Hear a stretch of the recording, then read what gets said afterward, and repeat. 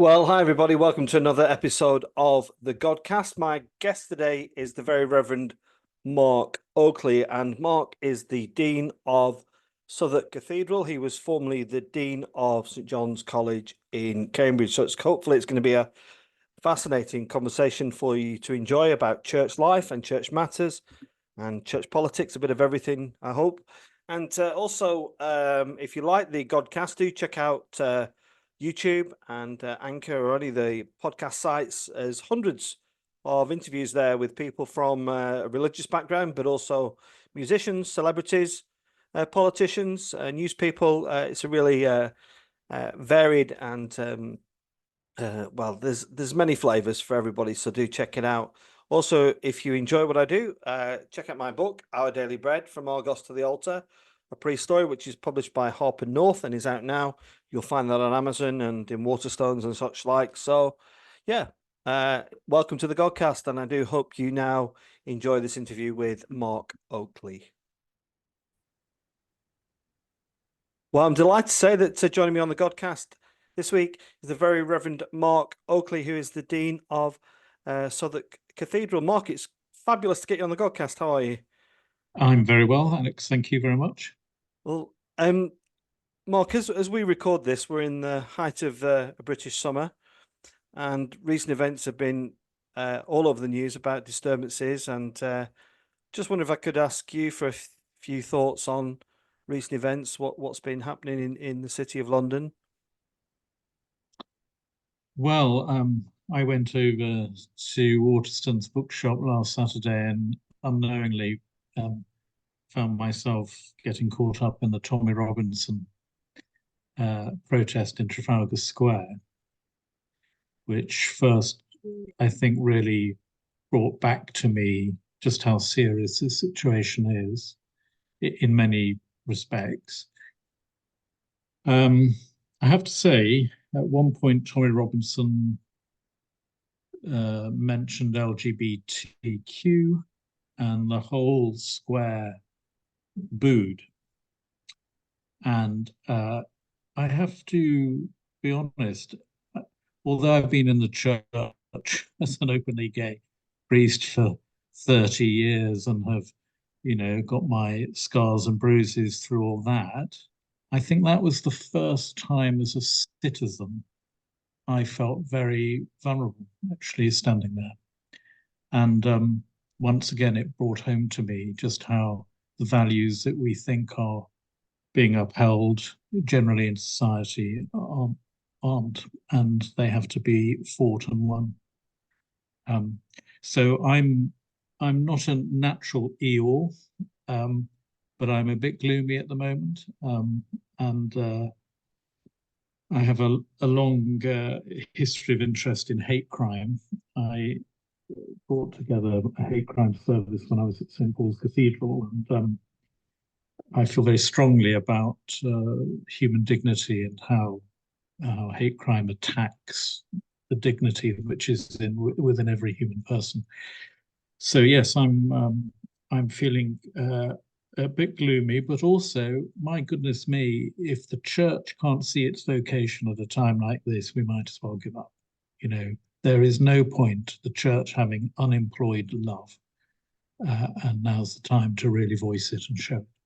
Yeah, I think there's an interesting question that I like. Well, I think it's interesting, Mark. You might think it's tosh, but you say it's an important time, and if church can't be church now, that when can it be? And of course, many Christians will be denouncing and calling out the shocking behaviour.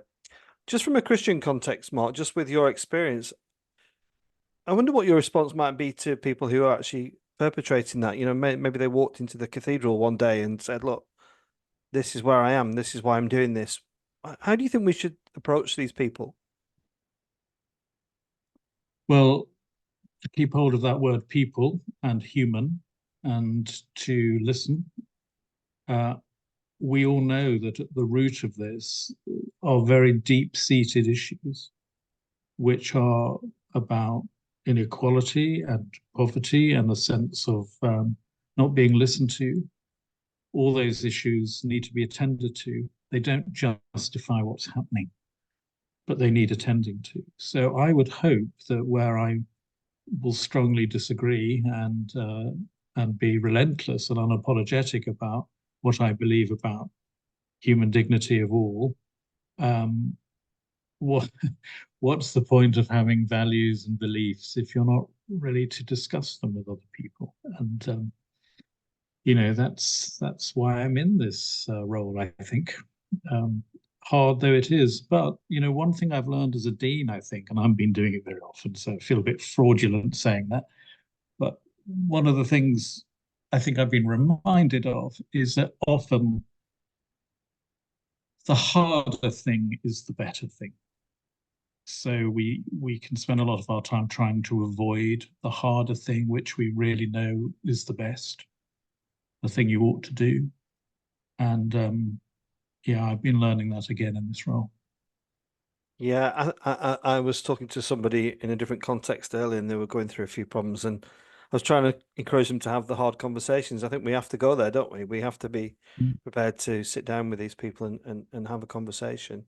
Just in terms of your new role as dean at Southwark, Mark, has that been a smooth change in life for you? Just tell us about you. You've been there 7 or 8 months now, is it? How's it going? And is it living up to expectations, or is it fraught with challenges?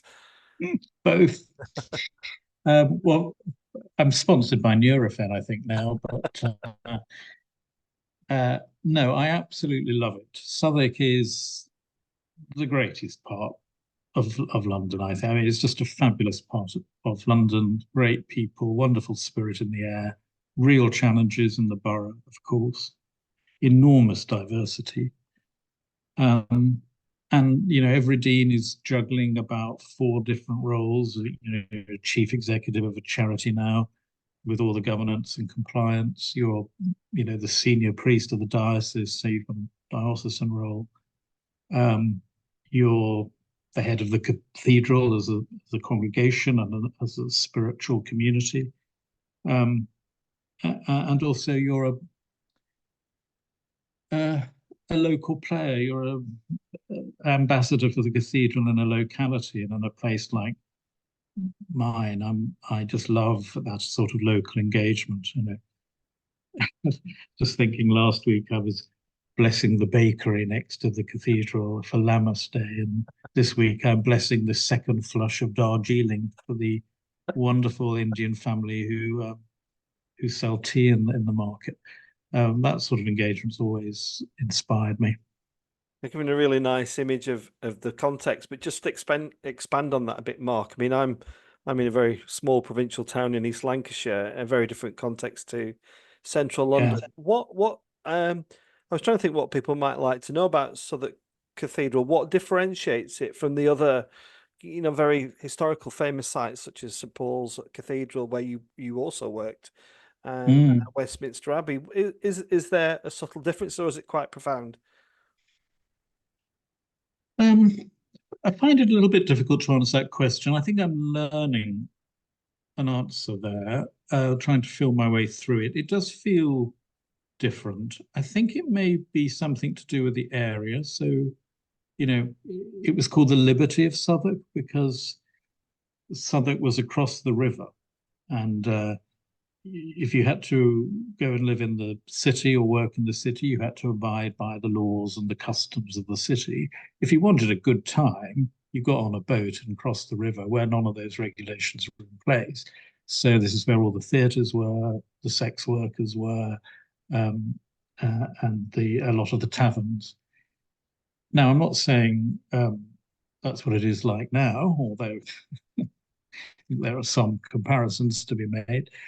But the dedication of the cathedral is St Mary Overy, which is nothing to do with ovaries. It means St Mary's over the river. And I think, in a sense, there is something still about the cathedral which makes it feel somewhat liberated from establishments. It's always had a slightly edgy vocation, speaking up on issues, being radical in the right way, I would hope. so the tone is a little bit different, I think, from places I've worked in the past, and I love it, and I feel very committed to it. And in terms of the work of a cathedral, Mark, often people just see them as tourist destinations, don't they? Which they are for some Yeah, people. yeah, That's the purpose of the building for them. But for yeah. you living, working there, just tell us a bit more about the work of a cathedral beyond welcoming tourists to the city.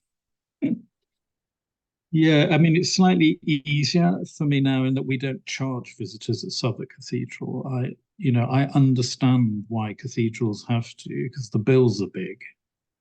Um, but I always felt very uncomfortable walking past the tills every time I went into St Paul's when I worked there. We don't have that, so obviously we need people to be generous if they can, but uh, so welcome is an enormous part of the Southwark tone. Um, so also is convening. The vocation of a cathedral to convene is still quite strong, bringing people together. I have a thing which I grandly call the Dean's breakfast. Well, actually, it's a croissant and a cup of coffee, but I invite people from the locality who've probably never met one another before. Mm. And it could be a former Lord Mayor of London sitting next to somebody who runs a charity with black kids with mental health issues in South London, and putting them all together. And what I love is we have no agenda. And as I hear them all leave, I only invite 10 of them each time, but you can hear things happening, them swapping phone numbers and getting stuff, Yeah. on the planning diary. So the convening vocation is important. Of course, the worship is primary, and I think churches and cathedrals really need to be unapologetic about not trying to replicate the high street. What we're offering is a space to explore the invitation and the mystery of God. And if we lose that, we really have sold out. So that's a very important part of a cathedral's life, is those 4 daily services we have. And I also think it's a place, a place of continuity and an enormously, and continuously changing environment. It's buildings always going on, something's going up, something's coming down. Cathedral just sits there like a little hen sitting on its nest, hopefully hatching something that's important. We're just renewing our vision at the moment, new dean, new vision. And we've come up with this idea of making space for love with heart, mind, and soul, simply because I think, a busy city, which can be distracted and very lonely and very competitive, really needs places that make space for love and some kindness and some space for people just to, catch up with their heads and their hearts. So I also think the space that we have is an important contribution to. Yeah. And you mentioned that you need people to be generous. Do you find that people are? Yes, I do. Extraordinarily so sometimes. And I'm not just thinking about money. I'm thinking about the over 400 volunteers we have at the cathedral who give up a lot of time and energy and stick with us. They're doing lots and lots of stuff. Sometimes they're welcoming visitors, or maybe they're sitting at the welcome desk in the office, or maybe they're doing the flowers. There's an enormous range of stuff that volunteers get involved with, and they're generous in that way too.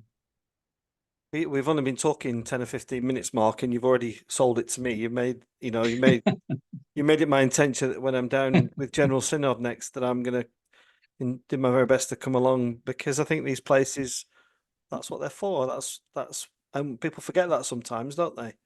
they see the differences that we argue about, and they see maybe built, we've got a church near us that's closed, and it looks quite a sad, a very unwelcoming place, which it has become, unfortunately. So all power to your elbow, and thanks for just sharing some of that context with me and the audience. I just want to move on, Mark. There's a couple of things I want to talk about you more church matters, and you perhaps wouldn't be surprised that I want to speak to you about LLF. As you said, you are an openly gay priest, and I'm on General Synod, and I've had numerous conversations with guests about the Living in Love and Faith program. What's your assessment of where we are with it, Mark, and how do you see, with your wisdom and your experience, how do you see this playing out in the coming years, particularly in London? There's this, the Alliance are kind of breaking ranks, aren't they? And the church seems particularly broken in London, more than anywhere else, perhaps. Yeah. I'm not a very churchy political animal. So I can't, endlessly quote reports and, General Synod papers. And I don't have a very strong sense about maneuvering and all that sort of stuff. It's just never really been part of me. I have a very simple theology, I think, and forgive me for it, but I do actually believe that where love is, God is, and that's really at the heart of what I believe. So, of course, I get deeply frustrated being part of a church where people are criticizing, condemning, or doubting the love that people have for one another. And therefore, I get very impatient. I'm very lucky in Southwark at the moment. I can almost operate in Southwark Cathedral as if these things aren't happening outside in the wider church, because it's the sort of issue that Southwark for a long while has been very resolved on. That again, we want to make space for love. However, I know it's not like that in the wider church, and of course, I do have some bruises from my past where people have, had a go at me for my views on marriage and civil partnerships. If we look back a little bit further, how it's going to pan out, I have no idea. A bishop said to me once, "You've got to understand, Mark, I'm a symbol of unity." And I said, "Well, that's great, but I also want symbols of integrity."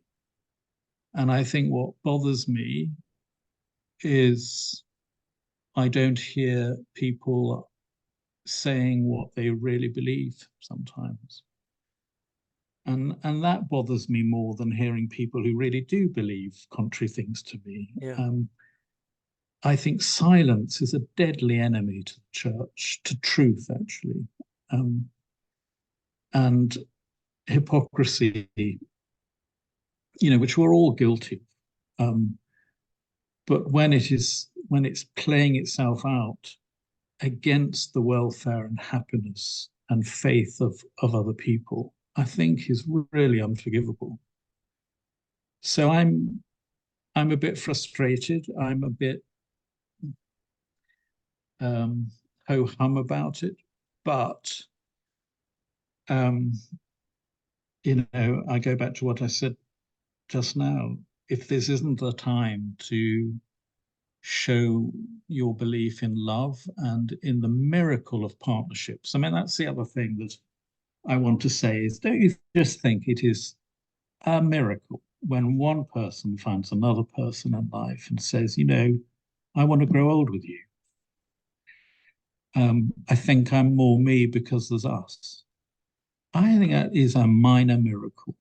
And the fact that we are oohing and ahhing about whether we can celebrate that and support it and help people through life, I just think it's terribly sad.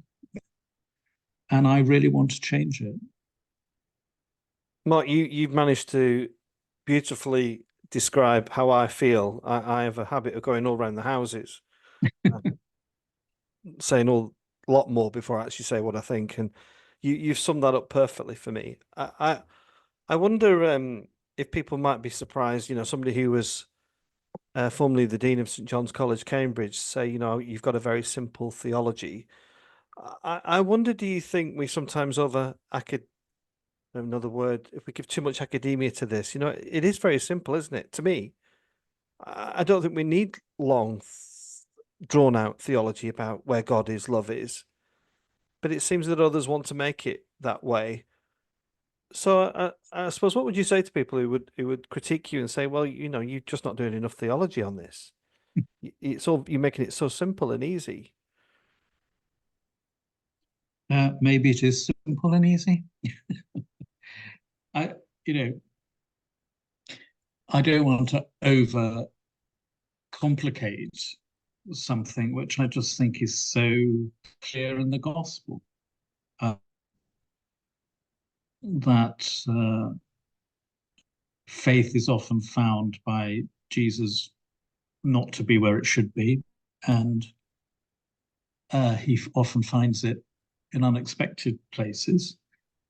And I just wish the church could do the same. And if I carried on and talked about my theology, the other simple bit of theology I have is that I believe that God's given us our being. I mean, that's the great gift. We've all been given our being, and we're asked to give a gift back in return for that. And it's called our becoming, who we become. And that's the project that faith is engaging with, that human becoming. This is a very Augustinian theology, but that's what I really believe. And for many people, not everybody, but in order to become more human and, of course, more Christian for many of us, means uniting ourselves with another person. I'm sorry if I can't then, write a systematic theology on that with 800 pages. But to me, that's just at the heart of my belief. And I'm going to stick with it until anybody convinces me otherwise. I don't think they're going to. No, I don't either, Mark. And I don't want all this to sound, smug and therefore everybody else is wrong. This is all very complex. And of course, we never talk with complete objectivity and clarity. I mean, when I watch General Synod debates and things, quite often you can see that we're touching very raw areas for people. Quite often we're not dealing with reason, we're talking with people's demons, we're talking with people's wounds. And so we need to be patiently attentive to each other, because this is serious. This is about human well-being and human lives.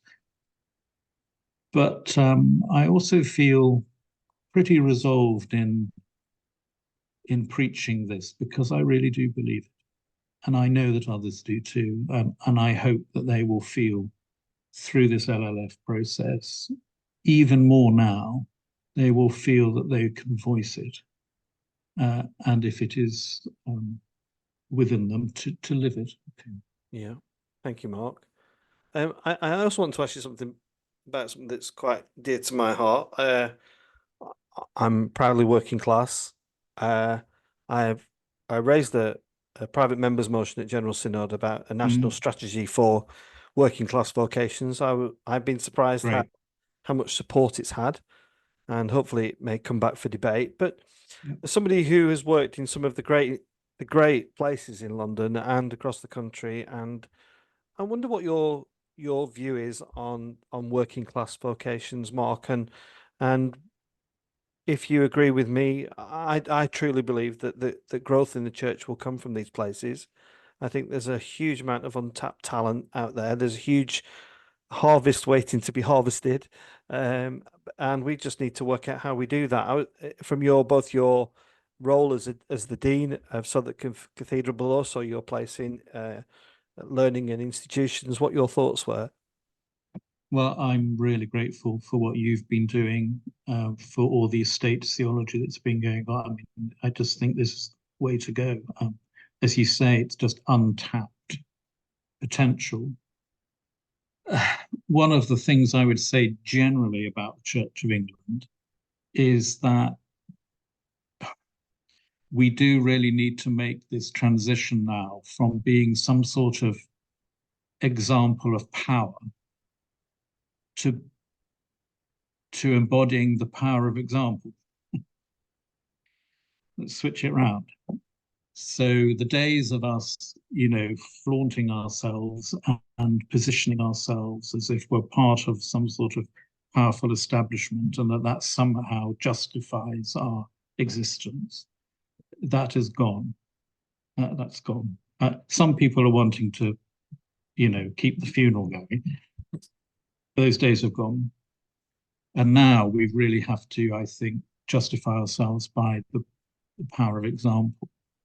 And this, from what you're doing now, I see as part of that. Is this, it is not about where you've been to university and how clever you are and what you're about.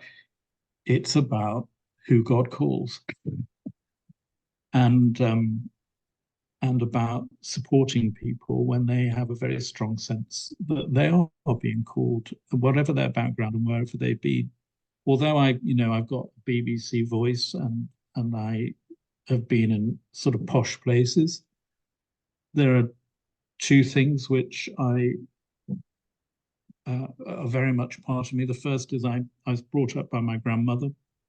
I've never known my mother, although she got in touch with me 3 years ago. My father sort of pushed me away, didn't really like who I was. So although there has been difficulties in my own upbringing and life, they are not what people from other backgrounds are going through. But things aren't always as they seem sometimes. And the other thing that's very important to me is that my partner and I foster children, and quite often we foster young teenage girls on the whole, who come from very difficult backgrounds and quite often arrive very wounded. And I see that, the beauty of fostering is, and the difficulty of it, is that you see the potential and the beauty of that potential. And, in the same way that I'm looking and being around those young people, I would love the church to be doing the same for, everybody in this country that is feeling that they want their potential reached. And it hasn't done it in the past, and that's a shameful thing. So, God strengthen you, I tell you, and what you're doing to get our act together. Mark, I'm so grateful for your time, because you're affirming what I think, and I want to talk about your writing. This is my book for anybody who's watching. I wrote about that. That the one of the saddest things for me is some of the people that I come across is I see the potential that they don't recognize in themselves, and I think God wants that to be recognized and to be realized as well. I've loved chatting to you, Mark. It's been absolutely fabulous half an hour or so. I do want to talk about your love of writing and poetry yourself. I'm a very silly poet. I'm inspired by people like Spike Milligan. He's wonderful. And I really enjoy the poetry of Leonard Cohen. I want to get into it more, and I think there is something. I think when we think about the working classes, that kind of poetry is maybe not. They think it's not for them, but I wonder if you could perhaps suggest a poem that maybe crosses the divide. That somebody that might just go, and I know I've landed that on you, and I'm sorry for that. You know, or maybe a poet that maybe people could maybe look up and think, well, you know, Rachel Mann suggested Christina Rossetti to me, and I've enjoyed reading some of her poetry. But is there anybody that springs to mind for you? Well, if they're a person of faith, I'd be pushing them to R.S. Thomas, probably, who is accessible but also challenging. So, I mean, that's the great thing about poetry, is that it reminds us that difficulty is important sometimes. And although we skirt around it, if you stick with it, it's a bit like looking at a painting, and you don't always know, you don't always have an immediate understanding of it, but you sense that it understands you, so you stay with it. Poems act a bit like that. Seamus Heaney said, you know, poetry is the undeceiving of the world, you know. So there has to be some difficulty if we're going to be undeceived. We have to be ruptured out of our status quo and our way of thinking. I would also, if people want fun, and I'd say read Wendy Cope. If they want some evocative but accessible, I'd say look at your Robert Frost. If they want something mystical and head-scratchingly beguiling, I'd say pick up your Eliot. And if you want something a bit political and often edgy, I go back to Auden quite a lot, W.H. Auden. But there's some fabulous poets alive at the moment, young poets as well. And one of the great things I did a couple of years ago was I was one of the judges of the Ted Hughes Prize for Poetry, and I had to read 120 volumes of poems of contemporary poetry, and there's some fantastic poets out there. Zafar Kunyal, I would commend. He's a really good writer at the moment. And are you working on anything yourself at the moment? Any publications in the pipeline? Well, I wrote a little book on George Herbert a couple of years ago, and I am supposed to be writing an equivalent on John Donne, but being a dean takes up a long part of the day.